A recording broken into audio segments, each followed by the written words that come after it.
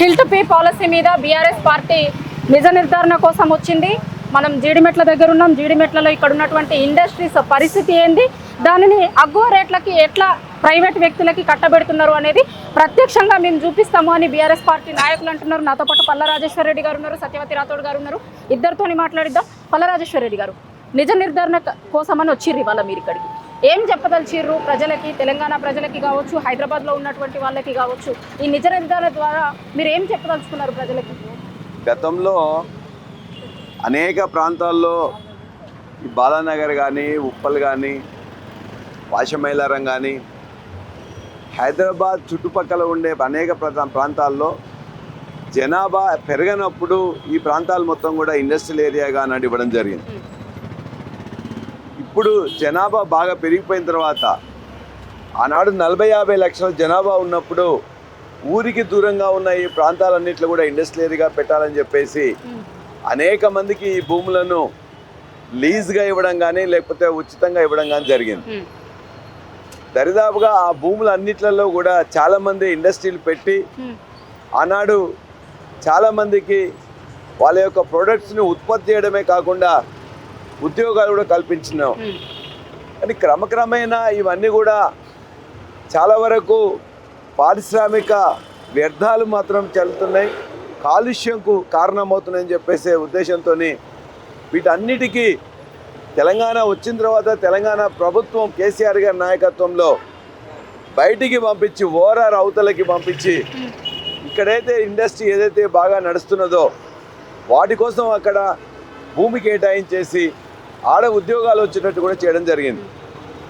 ముఖ్యంగా ఇవాళ మనము ఎక్కడ రసాయనిక పరిశ్రమలు ఉన్నాయో, ఫార్మా పరిశ్రమలు ఉన్నాయో, కాలుష్యం వెదజల్లేటివి ఉన్నాయో వాటన్నిటిని కూడా ఫార్మా సిటీ పెట్టేసి ఫార్మా సిటీలో 1000 ఎకరాలను రైతుల దగ్గర నుంచి వెళ్ళి రిక్వెస్ట్ చేసి తీసుకున్న తర్వాత ఆ భూములన్నింటిలో కూడా ఇవాళ వీళ్ళందరికీ ఇవ్వాలని చెప్పేసి ఎస్టీపీలు కూడా నిర్మించి బ్రహ్మాండంగా వాళ్ళ కేటాయింపులు చేస్తే ఆ కేటాయింపులు చేసిన వాళ్ళందరినీ కూడా ఇవాళ రియల్ ఎస్టేట్గా మారుస్తున్నాడు రేవంత్ రెడ్డి గారి ప్రభుత్వం.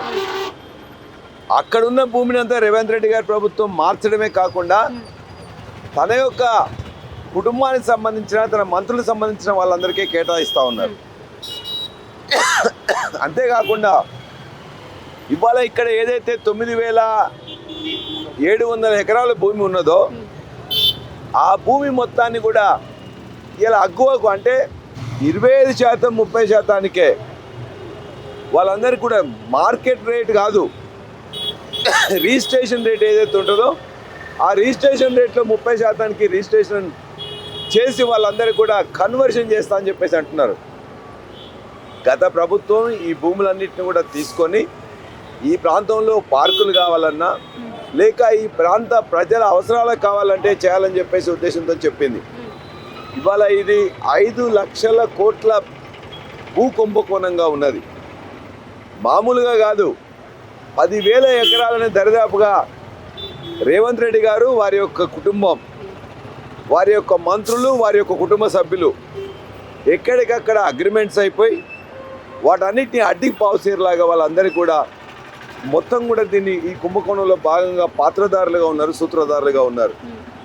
కాబట్టి ఇంత పెద్ద అన్యాయం భారతదేశంలో ఎప్పుడు కూడా ఏ ప్రభుత్వాలు కూడా చేయలే. కాబట్టి ఖచ్చితంగా ఈ పాలసీని రద్దు చేసి, గత ప్రభుత్వం 200% ఇస్తే కూడా చేయలే, 200% మార్కెట్ రేట్ మీద ఇస్తే కూడా చేయలే. అటువంటిది ఇవాళ రేటు, రిజిస్ట్రేషన్ రేటు మీద 30%కి వాళ్ళందరికీ కూడా చేస్తూ ఓనర్షిప్ ఇస్తూ వాటన్నిటిని కూడా కన్వర్షన్, ఇండస్ట్రియల్ దాన్ని కన్వర్షన్ చేయాలంటేనే 30% ఇంతకుముందు మామూలుగా ఉంటుంది. దాంతో అంటే ఉచితంగా ఏ మాత్రం కూడా చేయకుండా తీసుకోవడం అంటే ఇది భూదోపిడి, ప్రజల యొక్క ఆస్తులు ప్రజలకు చెందాలి అంతే తప్ప కొంతమంది వ్యక్తులుగా వాళ్ళు చెందడం అంటే ఖచ్చితంగా దాన్ని వ్యతిరేకించాల్సిందే. దీన్ని బట్టబయలు చేస్తాం. ఇవాళ వాళ్ళు ఎవరికైనా అమ్మినా, రిజిస్ట్రేషన్ చేసినా, కన్వర్షన్ చేసినా దాన్ని ఊరుకునేది లేదు. ఖచ్చితంగా దీన్ని వెంటబడతాం.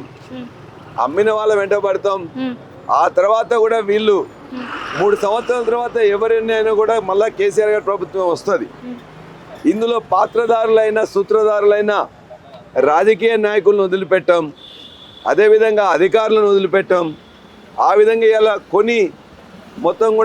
మొత్తం ఏదో చేయాలనుకుంటున్న మంత్రులను కూడా వారి యొక్క కుటుంబ సభ్యులను కూడా వదిలిపెట్టేది లేదని చెప్పేసి నేను ఖచ్చితంగా తెలియజేస్తా అంటే ఉన్నా.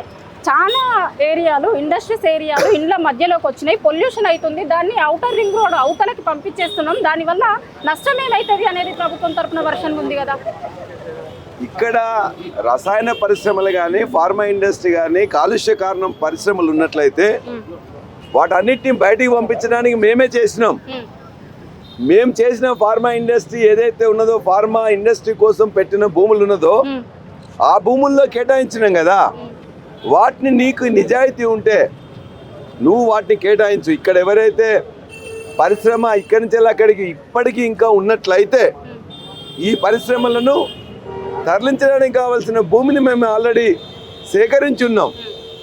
సేకరించి ఉన్న భూమిలో ఫార్మాసిటీ పెడతా అని చెప్పేసి కోర్టులకు కేంద్ర ప్రభుత్వానికి అబద్ధాలు చెప్తూ ఇక్కడ ఈ విధంగా చేయడం దాన్ని మేము ఒప్పుకోం. కావాల్సిన భూమి అక్కడ ఉన్నది. ఈ భూమిని గుంజుకోవడానికి చెప్పి చేస్తున్న కార్యక్రమం తప్ప మరొకటి కాదు. వాటి ఖచ్చితంగా ఫార్మా కోసం కేటాయించిన భూమినేమో వాళ్ళు దాన్ని రియల్ ఎస్టేట్ చేస్తారట, ఇక్కడున్న దాన్ని కూడా రియల్ ఎస్టేట్ కోసం అని చెప్పేసి మొత్తం కూడా ముఖ్యమంత్రి మంత్రులు వాళ్ళందరూ కూడా మొత్తం కూడా దాన్ని కబ్జా చేస్తున్నారు.